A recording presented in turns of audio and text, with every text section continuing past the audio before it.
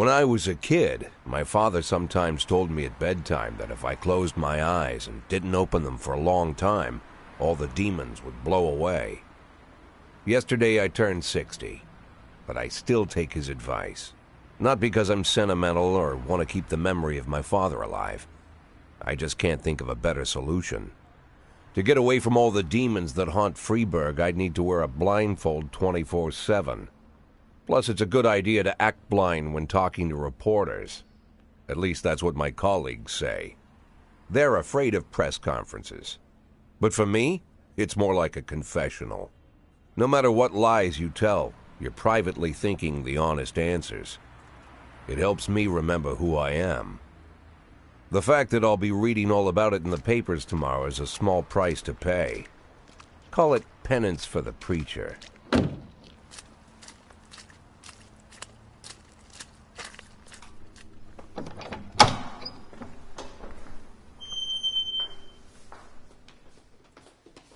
This is the first time I'm afraid of those answers my mind has given me. Not because I'm mad I'm losing my job. Though it's true, I'm mad as hell. Not because I subconsciously blame everyone else. Though I damn sure do blame them. And don't even ask me what my next move is. I can't imagine. But even that doesn't scare me. The worst thing is, I know I'm gonna have to do something. And I'll be damned if I know how far I'll go. I may have a lot of vices, but predictability isn't one of them.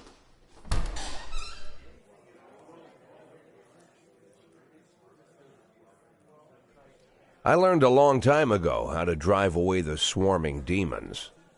But what do you do when they're trying to rip your soul from your skin? Shutting my eyes tight as I can. The best solution remains the same: play blind. I just hope the reporters think I was blinded by the camera flash.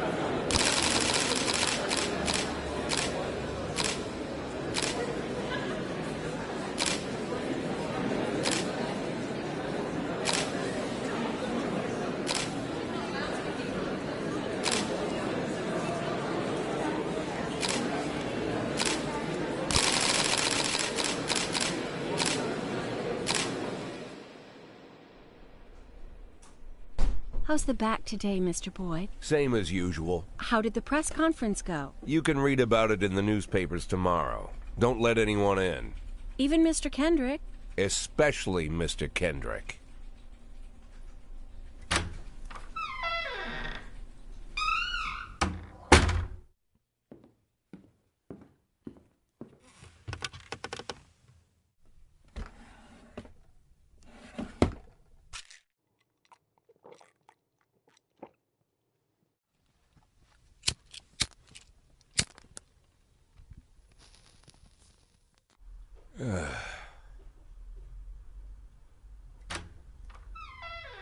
As soon as I heard the door creak, I knew what face I'd see.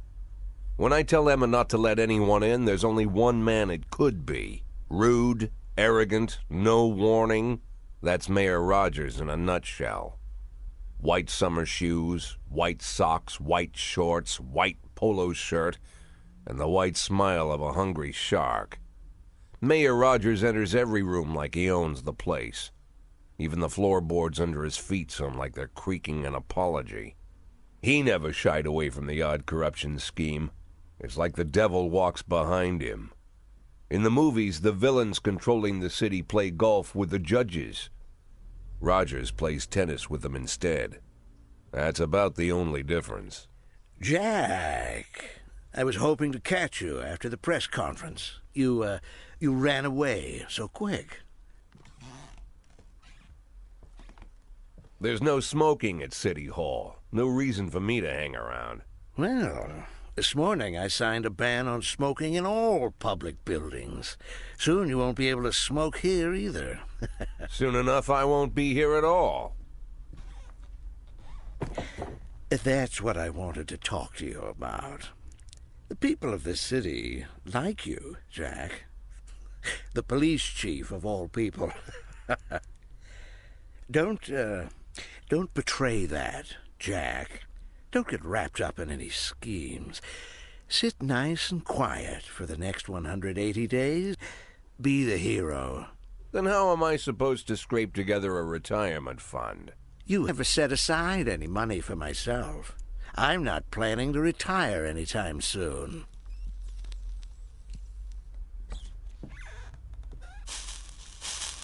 "180 days of quiet, Jack. That's all I need. I don't have any problems with you, and you won't have any problems with me. I have a new assistant, Troy Starr. If you have something to tell me, call him. But try not to bother him. He's a busy man." I'll do my best. And quit smoking up the office. One of my friends will be using it soon.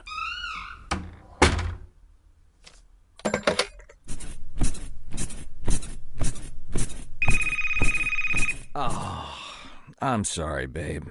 Only the mayor has this number. Mr. Mayor? Yeah, is this Troy Starr? Yes? Go fuck yourself, Troy Starr.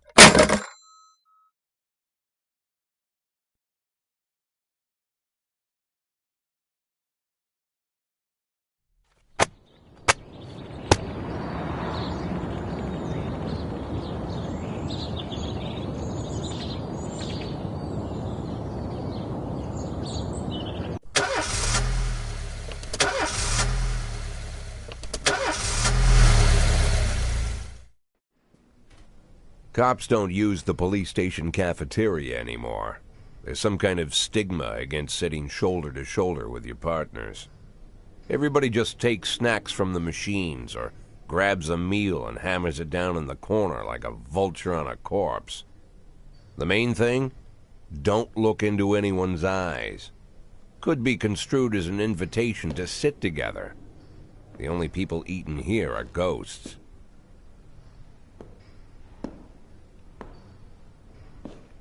My deputy, Francis Kendrick. He recently became one of those ghosts. The subject of one of the most devastating corruption scandals in the history of Freeburg. No evidence to support the accusations, but everyone knows Kendrick's days are numbered. I need that file I asked for. Needs to be ready tonight. Francis didn't say anything, but I understood. Ghosts aren't supposed to talk. Besides, I got a feeling he was already finished.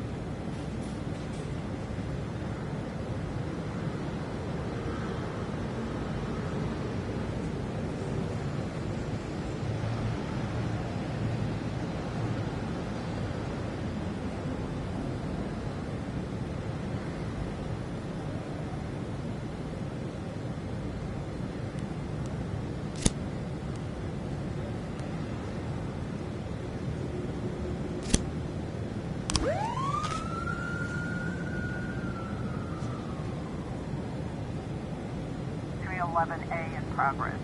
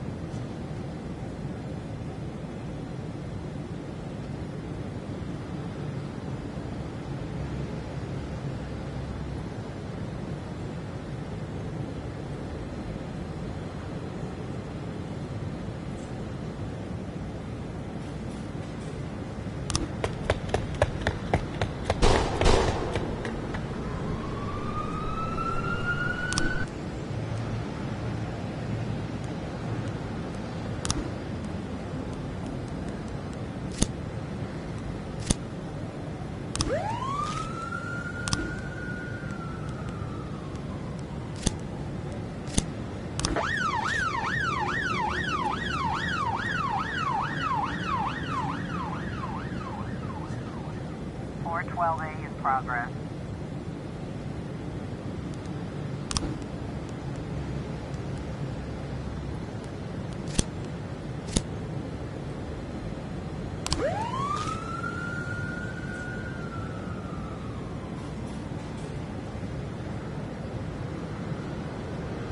We've got a situation here.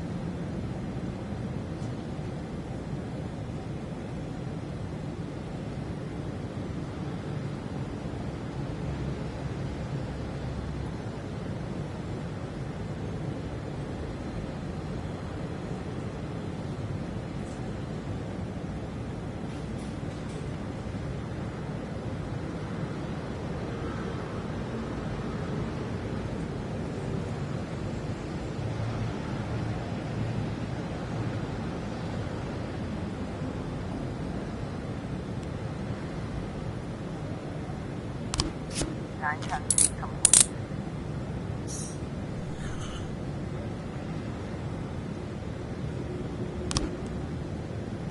Three 11A complete.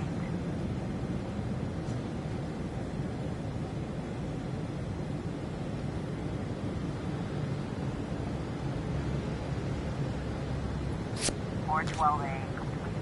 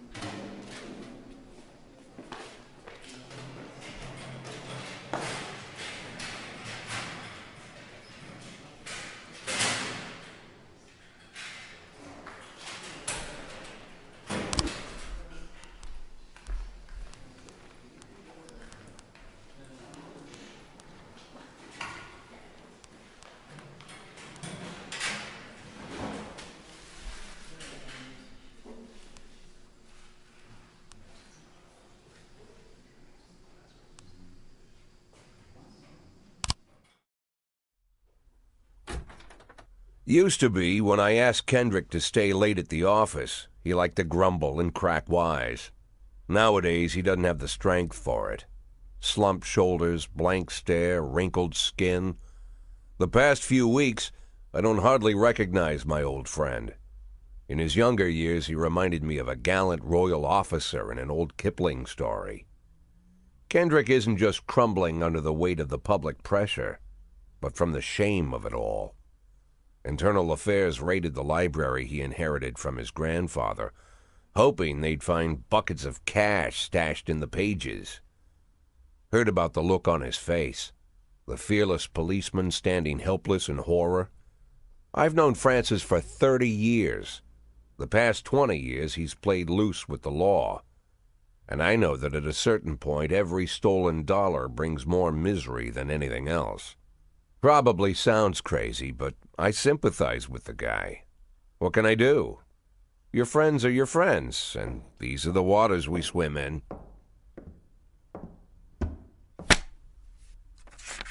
Called all of the people on that list today.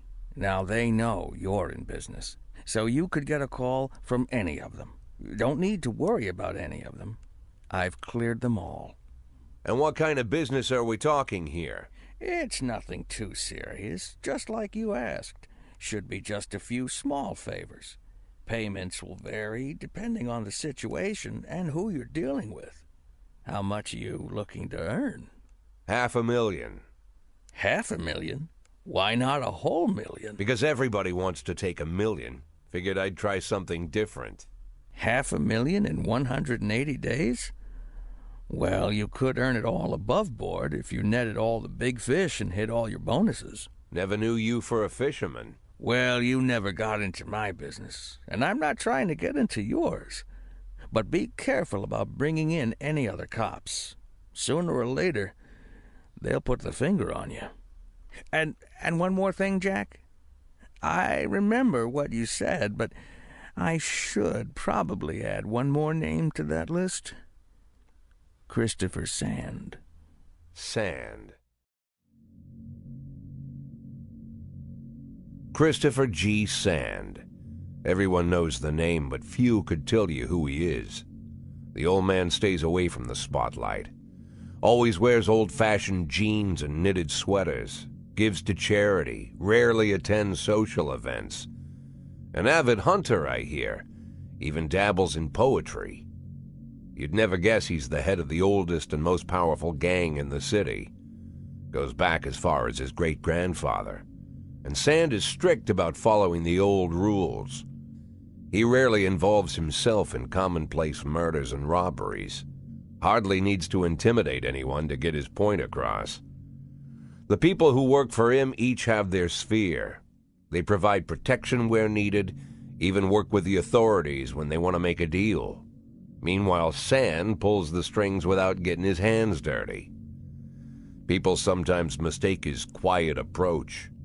A couple years ago, an arms dealer decided to expand its business without asking permission, and his whole family paid the price. In 4 weeks, Sand killed 31 people. Old men, women, even a few teenagers. And Sand's people made sure every paper reported it.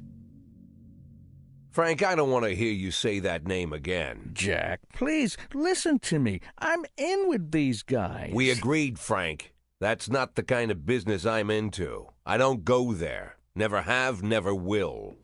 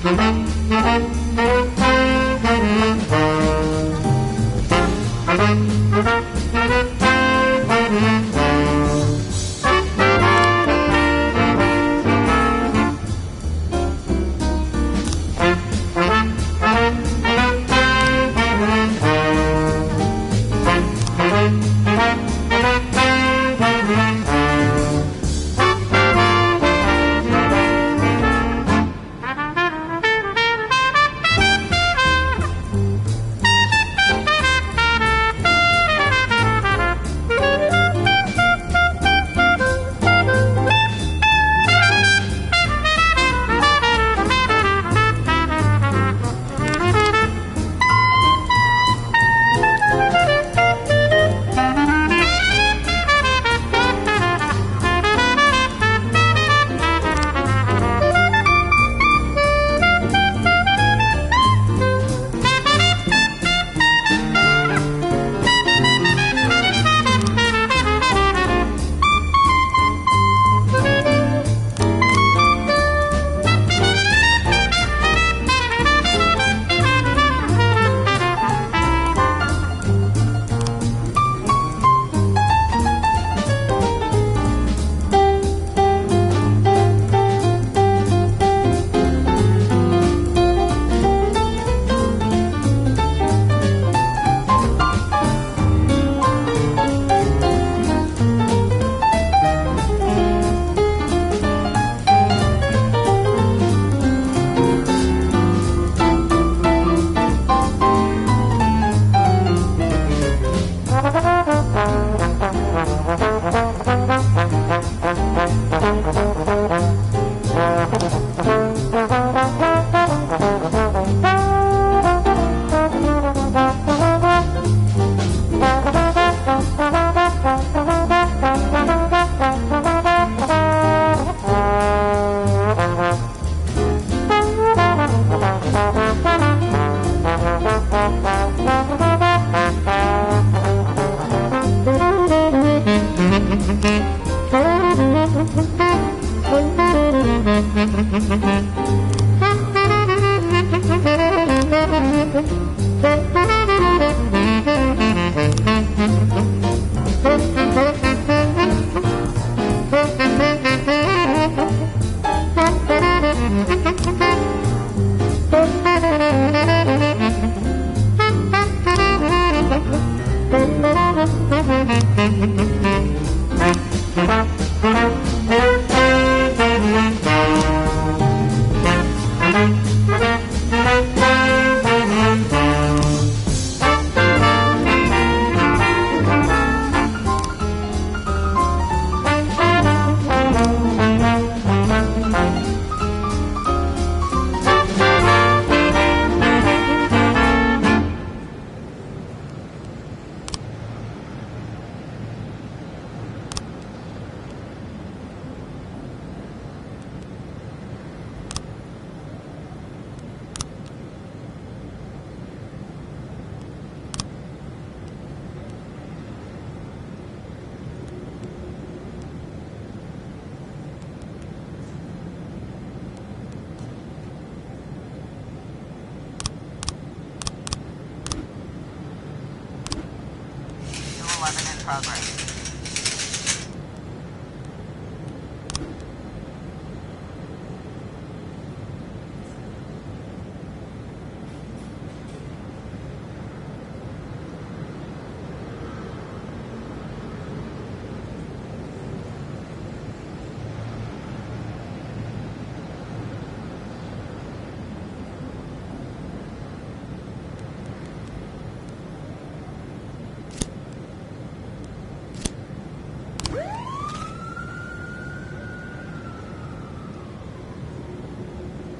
In progress.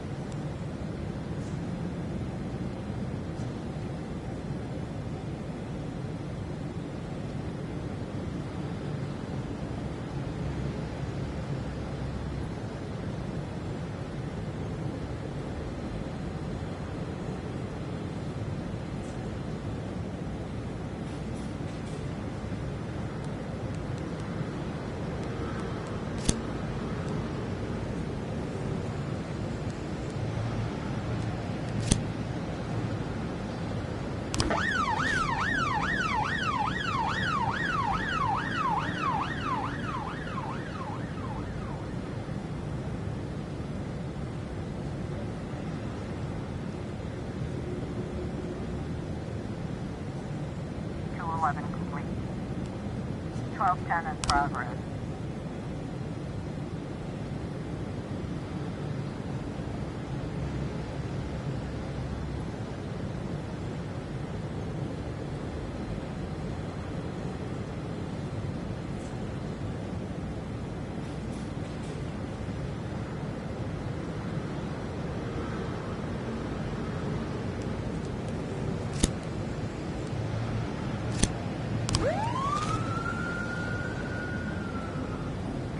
Complete.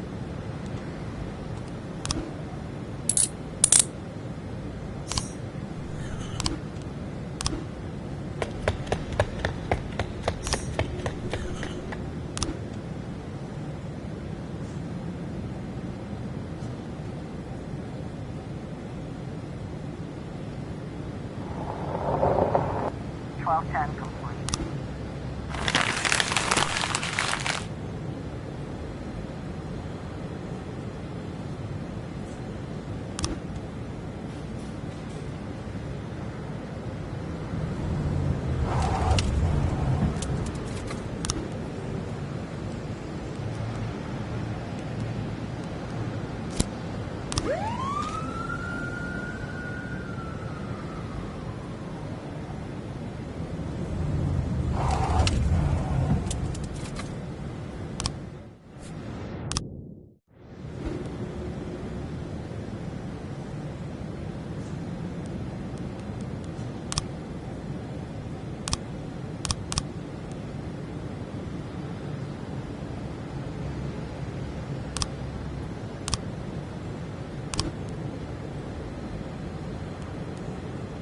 Eleven B in progress.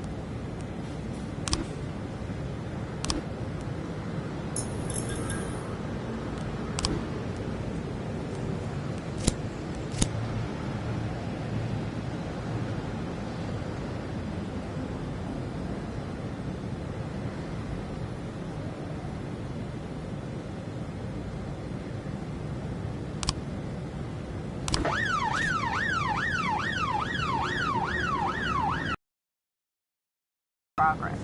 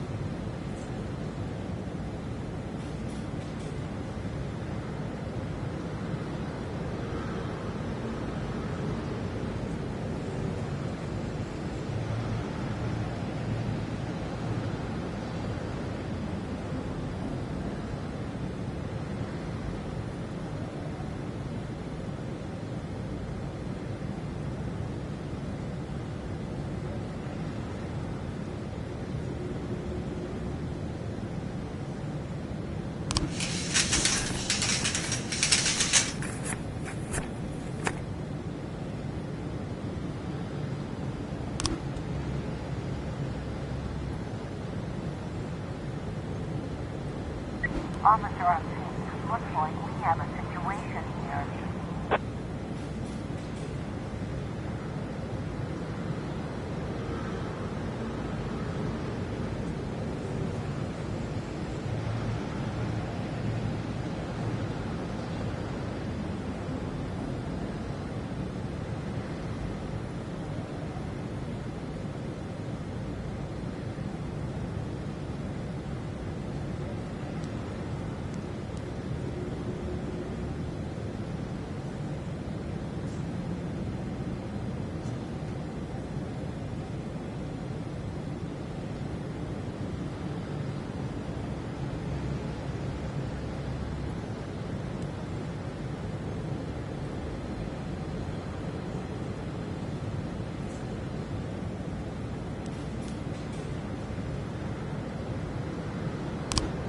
Eleven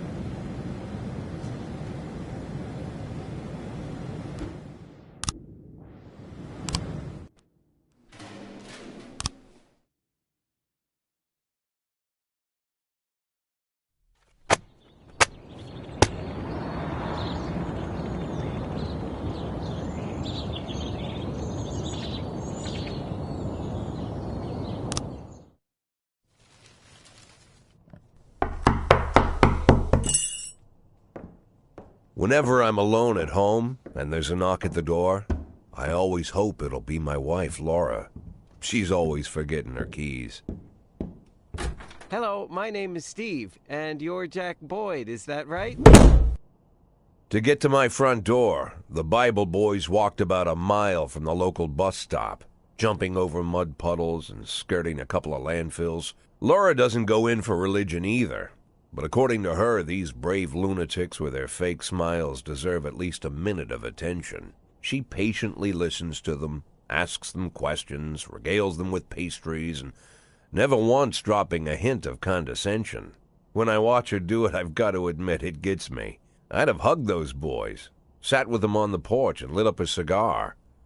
But a month after Laura left, all I could do was quiet. Another couple weeks at this rate, and I'll be greeting anyone who comes close with my service pistol pointed towards the sky, ready to fire my warning shots. In my life, even the basic stuff never goes like it's supposed to. Normally, when a wife is going to leave home, she'll make a scene, or at least sit everyone down for a serious conversation. But Laura just disappeared. The children in the stories always stand on the side of the mother, but all three of our sons supported me. The in-laws always blame the husband for making their daughter unhappy. But now Sally, Laura's mother, well, we sort of have a pact. The fellow Laura ran off with is young enough to be her son. I hear he's 30 years old. Of all the possible information a man can know about his wife's lover, I get hit with that. Fortunately, Laura's mother doesn't like the way it sounds either. Sally figures this guy just thought he'd have some fun with a mature woman, but he'll be back chasing college girls before the year is out. So we have an agreement. Sally's going to track down Laura and try to reason with her, and we'll arrange a meeting. Meanwhile, I'm supposed to not do anything stupid, which of course means anything at all. It's a crazy situation. I'm the police chief, and the person I'm trusting to find my wife is an old woman armed with a phone book. But I can't afford to lose Sally as an ally. So for the moment, I had to swallow my pride.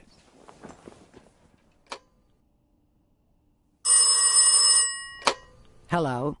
Mrs. Markham, this is Boyd. Oh, is there any news? That's what I wanted to ask you. Have you found anything? An address, phone number? Have you spoken to her? Don't worry, Jack. I've narrowed the range to 2 suspects, or whatever you like to say at your police building.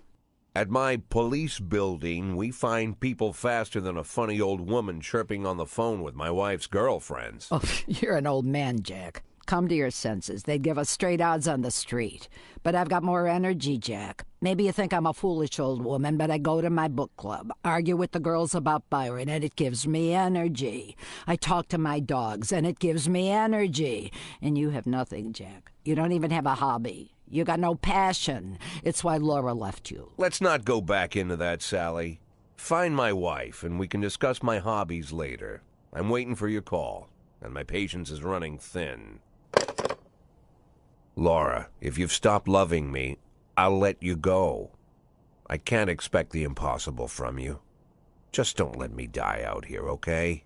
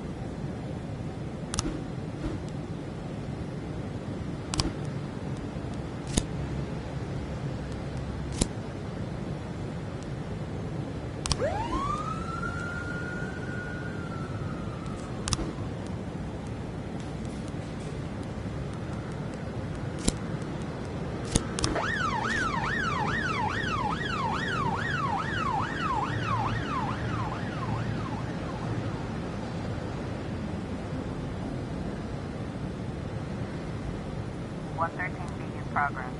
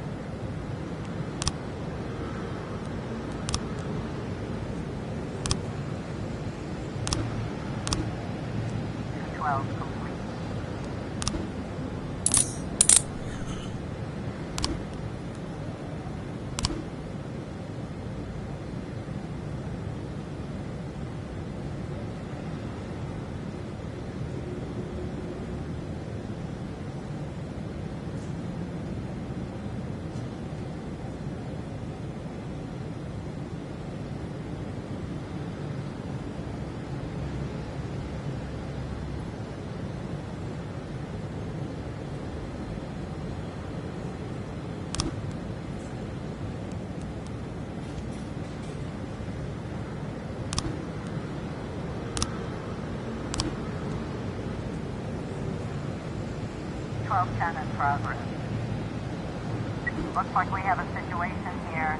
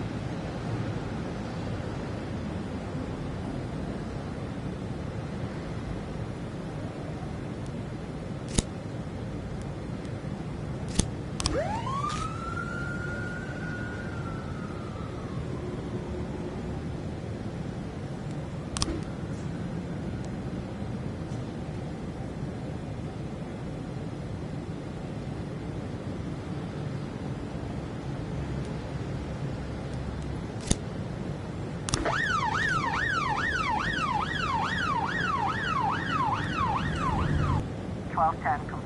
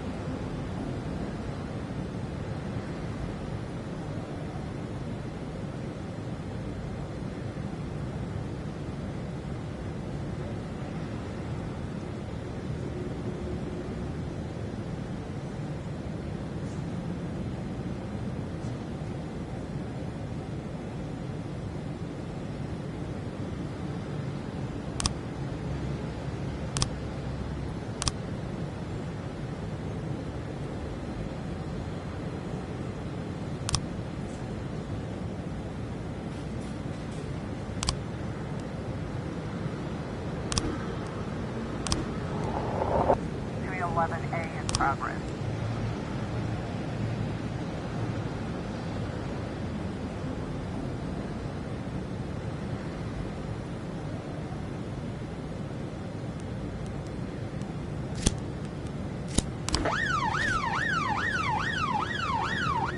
A in progress.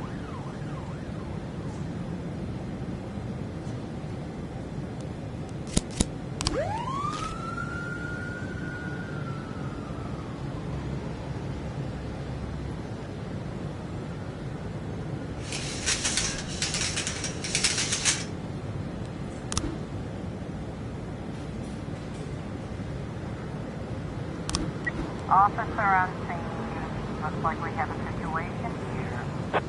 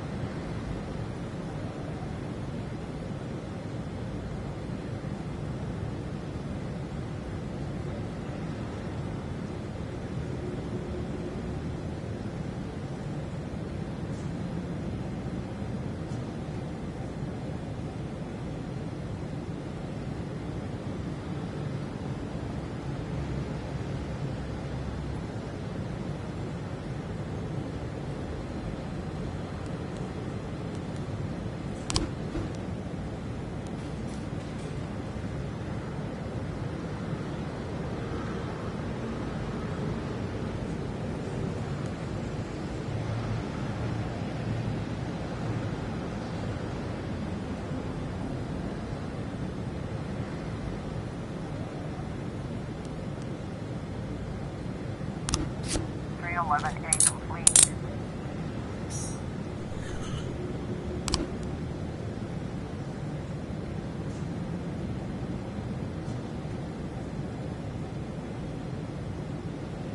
.311A complete.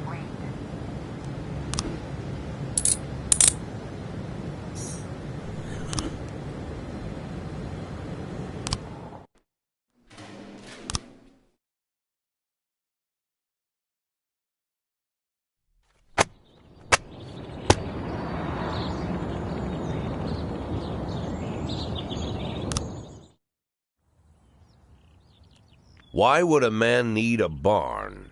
To store all the stuff you can't bring home. About 30 years ago, back when I was young and interested in farming, I carried all kinds of junk home. After a day in the field, I'd come home with buckets, shovels, dirty boots and clothes, and instantly transform the living room. But even back then, there's something I always kept in the barn.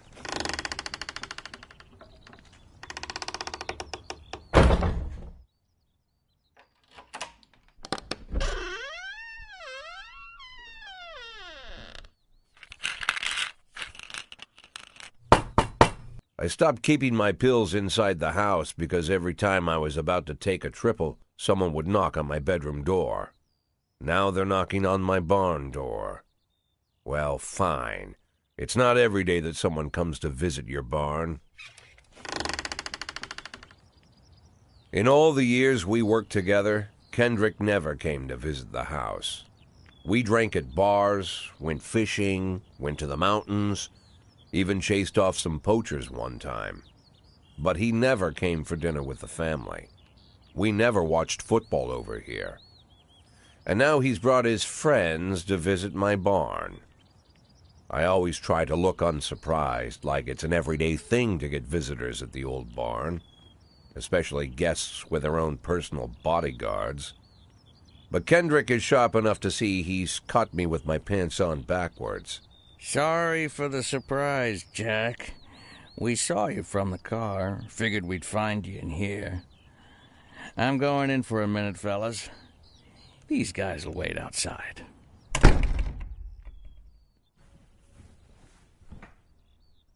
How long you been dating the lover boys? They're Sans people, Jack. Yeah. So now you're appearing in public with members of the Mafia? Jack, I'm leaving tonight. More like fleeing. Jenny and I are taking the girls and making a run for it. Probably won't be seeing each other again. I've got new documents, a new name, a new life, everything new. The papers say you're still working your last week for the department. I've got to get out today. I won't be getting another chance. Don't know if you noticed, but the whole city is against me. You told your Mafia friends about your plans. Jackie, if I don't fix everything with them in the next few hours, they're going to kill me. And not just me. My family, my relatives, God, Jack, I don't know who else. They found out that I was planning to run and they demanded that we close our contract today. Your contract, Frank? Really? Is that how you talk now? Maybe you should call in the lawyers to straighten all this out. Now is not the time, Jack, please. I have a commitment to them until the end of the year. They need an inside line at police headquarters. I can't just give them back the money. That's not how the Mafia works. If I can't find someone I can trust tonight, I'm dead. You know me, Jack. I wouldn't ask you if I wasn't afraid they'd cut my daughters to pieces before sunrise.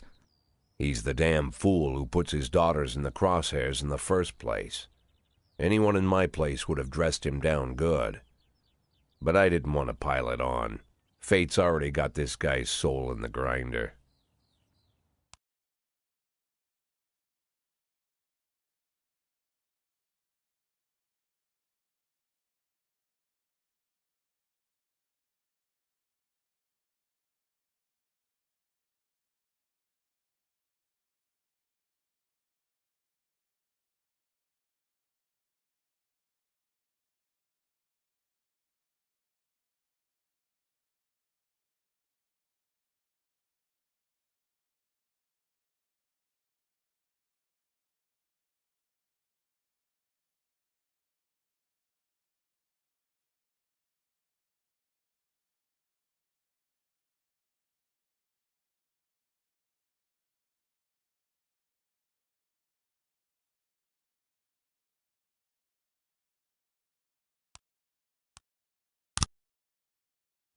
Give him my phone number and tell him it's done.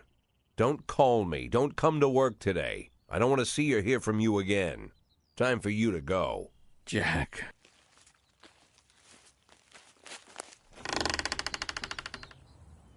At the time, I was trying not to think about what just happened. It was almost too much to take in. I'm probably the most popular police chief in the history of the city, and I have to admit, I've thought about that more than once, sometimes with a little pride even. In one of the features they wrote about me in the papers, they said it pretty plain. He catches the criminals. Believe me, high praise like that is unheard of in Freeburg, especially for a cop. And here I am, the person who catches criminals, and I've agreed to help the Mafia, or I'll come home to a bag stuffed with my kids' body parts. Right before the last hammer falls. Hey, remember that cop who caught criminals? It turns out he was a Mafia bitch. And all for the sake of a greedy, corrupt cop who should have fled the country years ago. That sound right to you?